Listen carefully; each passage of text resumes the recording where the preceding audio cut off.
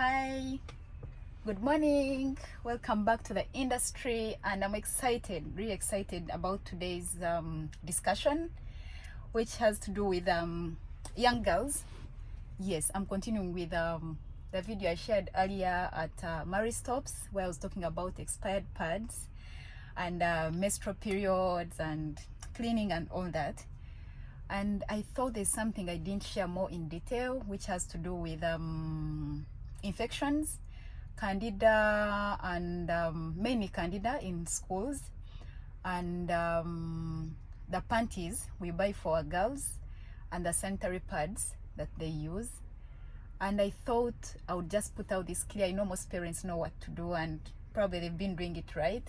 But to the young girls and parents, if you're shopping for them, I would like to emphasize one thing.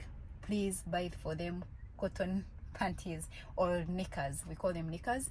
Please buy it for them cotton knickers. There's so much out there in the market, synthetic, and it just doesn't make sense, because if most of you know the difference between cotton and let's say polyester would never absorb your sweat. For example, if you bought a top, I'll use an example of chiffon tops on the market. There's so many chiffon tops on the market. They're actually not chiffon.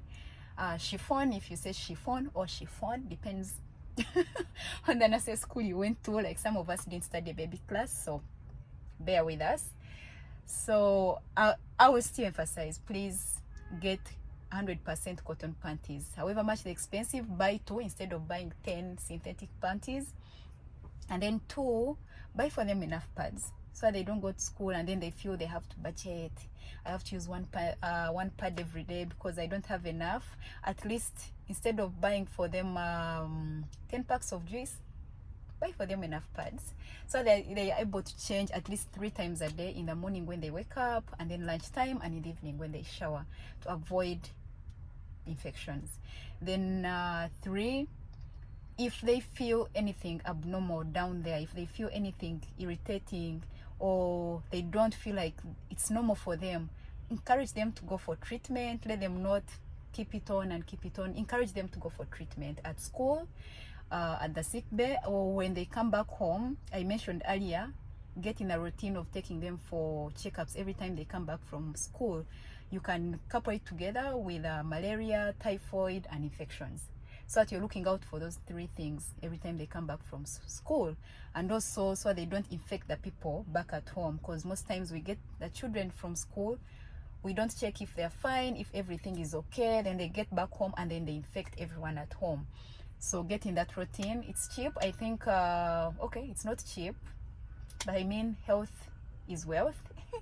So I think a urine test is like 10 to 15,000 depending where you do it from.